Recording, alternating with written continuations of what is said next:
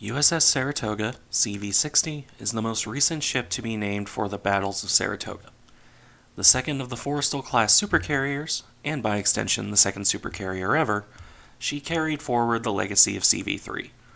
Where the older carrier had been the second conversion, and second full-size carrier in the USN, well, CV-60 was the second of the design that pioneered the kind of carriers still in service to this day. In this regard, it's something of a shame that she was unable to be preserved, in spite of coming pretty close to it. Designed and built when the Cold War was first heating up, Saratoga would serve right through the end of it, only being decommissioned in the mid-90s, by which point the Nimitz class had far and away surpassed her. Her career saw her serve across the world, including combat in both Vietnam and the Gulf War. She served with distinction in those roles, proving the worth of her design in doing so. She would also have some unfortunate accidents in her career as well, though we'll get to that. That being said, I will not be covering, in depth, the design process of the Forrestal class here. As per usual, this video is focused on Saratoga, and a detailed dive into her class will come with the name ship. Laid down on December 16, 1952, launched on October 8, 1955, and commissioned on April 14 of 1956, Saratoga would enter service a few months after her sister. Coming out at 1,063 feet, 324 meters long, with a waterline beam of 130 feet, 40 meters, and 252 feet, 77 meters at its widest, Saratoga actually isn't that far off of a Nimitz in terms of scale. Her design is certainly not as well optimized though, and she is substantially lighter, at 81,000-ish tons at full load. It was during this early period right after her commissioning that she would be classified as CV-60, an attack carrier. Really though, her first year of service wasn't much to write home about, consisting mainly of working up and training. The biggest thing of note would be in 1957, June to be specific, when she had President Eisenhower aboard as a guest for demonstrating naval operations. Saratoga's highlight in all of that, other than hosting the president, would be two F-8 Crusaders flying cross-country to land on her deck. An impressive feat for the time, to be sure, but not something that really required Saratoga to be the carrier to receive the planes. They were, after all, launched from an Essex-class carrier on the other side of the country. Still, it was something to set her apart, so there is that. She was also, in these early years, used for testing the launching of Regulus cruise missiles. Sarah was one of 10 carriers modified to do this, and one of only 6 to actually try it out. As one could probably expect, this was an experiment that largely went nowhere, though it does raise amusing comparisons to the Soviet fascination with putting big missiles on their carriers. Anyway, what really sets Sarah apart here from her sisters would be her following service. You see, she would be a regular sight in the Mediterranean. For a large part of her service history, Saratoga would be serving in the Med as part of the 6th Fleet. Her first tour, then, would start on February 1st, 1958. Sailing for the Mediterranean, Saratoga would join with the 6th Fleet as the largest carrier in the area. This could have easily been a fairly uneventful kind of tour. The Soviets weren't going to cause real ruckus in the Mediterranean at this point, and all of that stuff. As it was, though, regional conflicts would flare up, and Saratoga would often be right in the thick of it. First off, not even a year after entering her service in the area, she would be involved in American intervention in Lebanon. On July 15, 1958, Sarah would launch aircraft, alongside the USS Essex, in support of American landings near Beirut. This was done, ostensibly, to protect American civilians in the area and in support of the Lebanese government. While nothing major happened here that needed Saratoga's pilots and planes, it was her first brush with potential combat. It would not be the last in the warm Mediterranean waters. Though the rest of 1958 and 1959 into 1960 were fairly uneventful times for Saratoga. Not surprising, really, considering this was a relatively peaceful part of the Cold War. That isn't to say things wouldn't happen, of course. In 1960, specifically May 24th, Saratoga would have her first of many unfortunate mishaps. Off the coast of North Carolina, that night, Saratoga collided with a German freighter, burned Leonhardt. While the exact reasons for this collision, and who, if anyone, is at blame, have never really been disclosed, well, the USN would be the one to pay for the damages to the German freighter. Considering the German ship took more of a beating here, damage to her bridge and superstructure compared to some minor damage to Saratoga's flight deck, this amounted to some 2.5 million marks. Unfortunately, the next major event in her service would be another problematic one. You see, on January 23, 1961, her number 2 machinery space caught on fire. It was a serious enough blaze that it took the lives of 7 of her crew and left her finishing her patrol duties with reduced power. This after a stopover in Athens to figure out how bad the damage was. I suppose it's lucky for Saratoga that, as bad as that fire was, it was nowhere near as bad as the fire on Forrestal would be. Then again, that fire involved loaded aircraft, and Saratoga's fire was deduced to be a ruptured fuel line. Regardless, the fire did no lasting damage, and the ship would be back to her usual sailing between Florida and the Med duties for most of the remainder of the 1960s. Most of it. What should have been a normal year, 1967, was rather rudely interrupted by the Six-Day War. Saratoga would be used to treat survivors of the attack on USS Liberty after that incident on June 8th.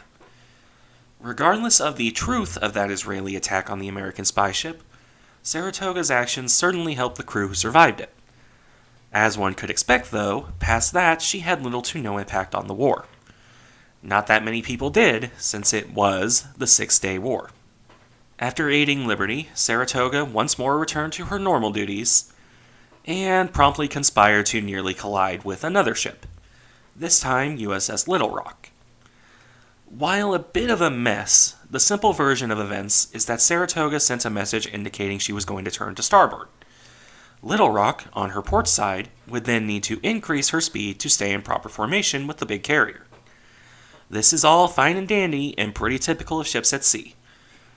What is not typical, though unfortunately very much not the last time something like this would happen, is that Saratoga miscommunicated. She did not turn to starboard. At some point between that message being sent and the actual turn, Sarah's crew decided to turn to port instead. This put Little Rock in a bit of a bind, and staring down the barrel of a supercarrier that dwarfed her. The pictures speak 1,000 words really, and I've been putting them up as I talk about this. Fortunately for everyone involved, the near collision didn't turn into a full-on collision, and Little Rock escaped getting run down and wrecked by a supercarrier. With that near catastrophe under her belt, Saratoga returned to the East Coast in December. After enduring a few days in an Atlantic storm that messed up her external fittings, she arrived in Mayport, Florida on December 6th. Come 1968, Saratoga would not return to the Mediterranean. Instead, she set off for Philadelphia, where she would enter dry dock for an overdue overhaul, and modernization program for that matter. That took the majority of 1968, and it would only be the following January that she left Philadelphia to do a shakedown and refresher course for her crew. After this, in May, she would play host for a second president, Nixon this time, for more demonstrations of the Navy. That done, she set about returning to her old stomping grounds in the Med. Departing on July 9th, Saratoga would have 2 run-ins with the Soviets on the way to the sunny waters of the Mediterranean. First, she sailed close by a Soviet surface group with tag-along November-class submarine, heading for Cuba. Then, off the Azores on July 17th, she would be shadowed by Soviet aircraft operating from an airbase in Russia. Those planes would be intercepted, photographed, and escorted as long as they remained near the carrier. As weird as it may sound to younger listeners, this isn't really anything out of the ordinary. The Soviets loved doing things like this in the Cold War. And, to be fair, the Americans would do the exact same thing. It's just kind of what you did back then. Her time in the Mediterranean would, after that, follow the usual trends. Keeping an eye on instability in the Arab world and the like. Taunting the Soviets when they tried to build up forces. Shadowing Soviet ships as she, herself, had been shadowed, like I said. Getting roped into keeping an eye on another crisis in Lebanon. The usual Cold War Eastern Mediterranean. Things would continue largely in this vein until, in 1972, she finally got sent to the Pacific. And, perhaps more importantly than that, she was sent to Vietnam. First stopping over in Subic Bay in the Philippines, before taking up station at Yankee Station in Tonkin Gulf. This being 1972, her service off Vietnam would be fairly uneventful by the standards of the Vietnam War.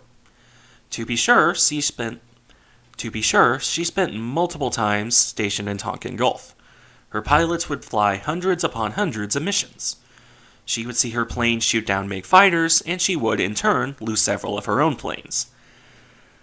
But this is the tail end of the Vietnam War. She wasn't involved in the major big-name conflicts of that war. So during this period, she didn't really do a whole lot in comparison to, Constellation or even her own sisters. It was also during this period that she lost the A and became plain old CV-60, as she was redesignated to a multi-purpose aircraft carrier. With her tour of duty over, Saratoga returned to Subic Bay on January 7, 1973, before heading back for America, and rejoining her old friend, the Atlantic Fleet. The rest of the 70s would be fairly boring, consisting largely of the same old operations in the Mediterranean. She was present for operations in yet another crisis in Lebanon in 1976, and I suppose she did conspire to collide, yet again, with another ship in 1978, this time an oiler on November 21st. But other than that, not really much went on. Before she returned to the East Coast, and in late September 1980, to Philadelphia, to be the first ship to go through the expensive and expansive Service Life Extension Program. Such a massive overhaul that it took 28 months to complete, at which point she came out with a new nickname, Super Sarah. Returning to the Mediterranean in late 1985, Saratoga would be called up for duty once more. This time because an Italian cruise liner, Achille Lauro, had been hijacked by members of the Palestinian Liberation Front. Following a chain of events involving attempting to enter Syria, threatening to kill passengers if their demands weren't met, and actually killing an elderly American tourist, the ship would eventually return to Egypt. It is here where Saratoga enters the story. You see, the Egyptians had arranged for the terrorists to leave the country aboard an Egyptian Boeing 737 airliner. On orders direct from President Reagan, Saratoga would launch 7 F-14 Tomcats with support from other planes. Flying off the coast of Crete, these fighters would pull up alongside the airliner, and behind, to keep it from trying to do anything, whereupon they dipped their wings in an international signal for a forced landing. This got the plane to, not very willingly, change course. The Tomcats would escort it to Italy, where Italian authorities would arrest the hijackers. 7 long hours after launching, all the planes involved returned to Saratoga. However, because she can't seem to catch a break, Saratoga would next get tied up with Libya. In March 1986, her aircraft, alongside Coral Sea and USS America, would cross into Libyan-claimed airspace. Specifically, they crossed what Libyan leader Gaddafi had coined the Line of Death. Coupled with American warships crossing the same line, Libya would fire surface-to-air missiles at the Americans. When these proceeded to miss and fall into the water harmlessly, the Americans would, honestly, they would just continue taunting Libya and asking Gaddafi if he was man enough to call them on it. The result would ultimately be 3 Libyan patrol boats sunk and a radar site destroyed by Navy planes. Just Cold War things. Now, since he has to suffer at least one accident or mishap per decade, Saratoga would see another incident in 1987. During a NATO exercise, Display Determination 87, a friendly fire incident would happen.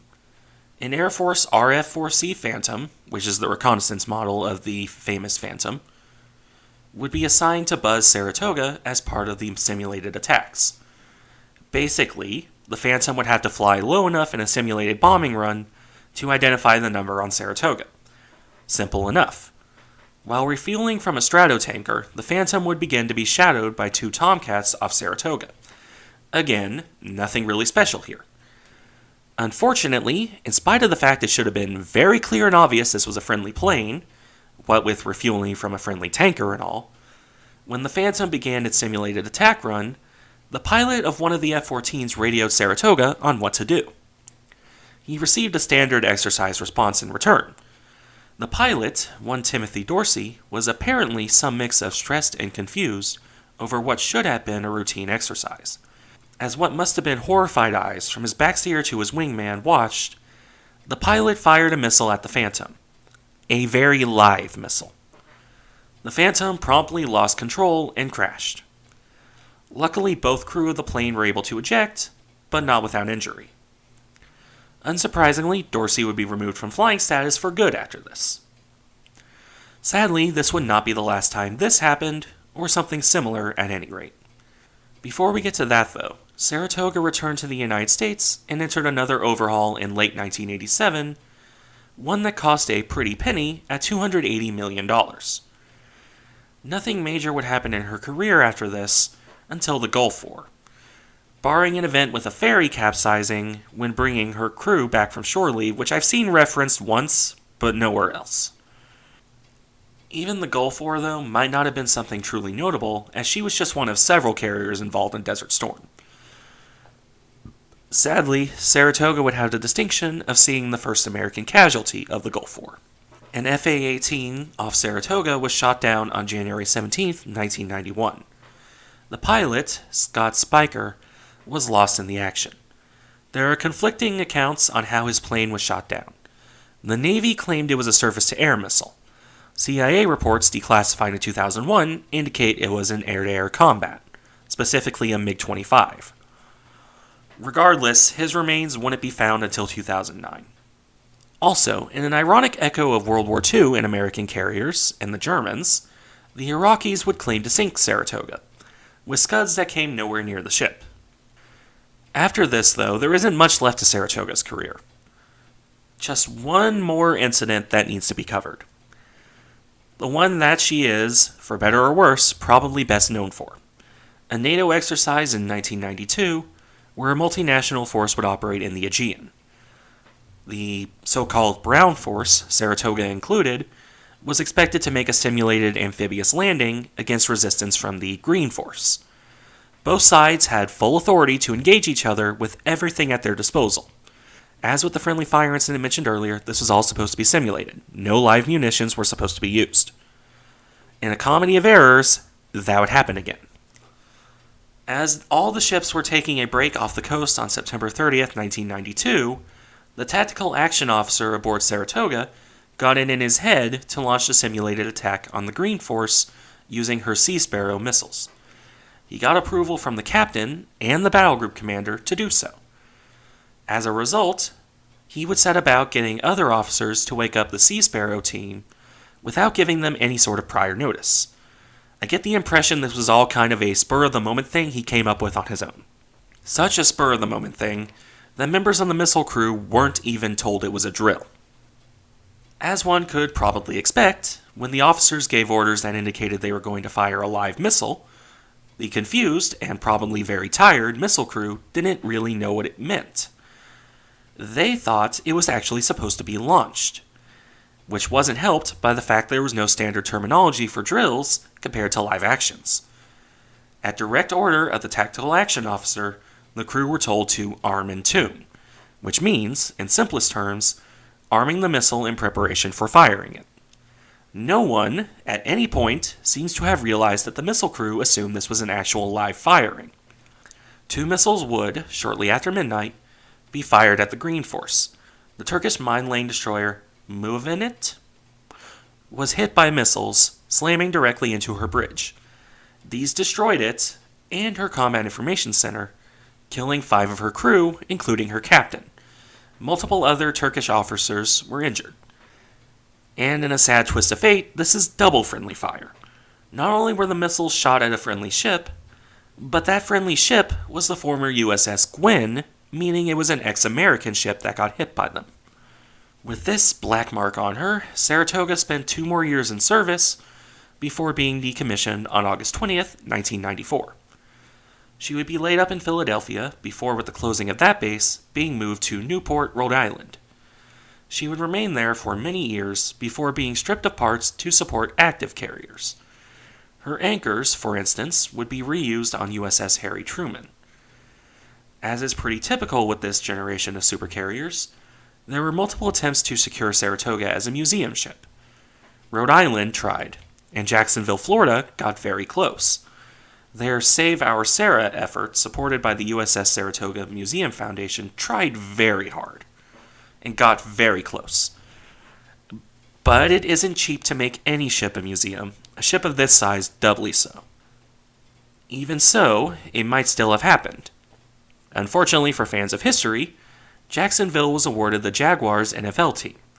As part of that deal, they had to fund a stadium out of city funds to get the team. A stadium that cost $130 million. At any rate, with the failure of the museum efforts, Saratoga would be scrapped in 2014. She was sold to scrappers in Brownsville, Texas for the symbolic cost of 1 cent. By March of 2019, she was completely scrapped. All that remains of Saratoga, to my knowledge, are parts like the aforementioned anchors on active carriers. And even those are going to get worn out and replaced from service eventually. In spite of her somewhat cursed career, it's a sad way to go for the legacy of USS Saratoga. The Navy is showing no indications of reviving the name. So it is that, since the 90s, we have not had an active USS Saratoga. A name that has served the United States proudly since the Continental Navy. Thank you for watching. I hope you enjoyed the video, and remember to like, comment, and subscribe if you do. I'll see you in the next one.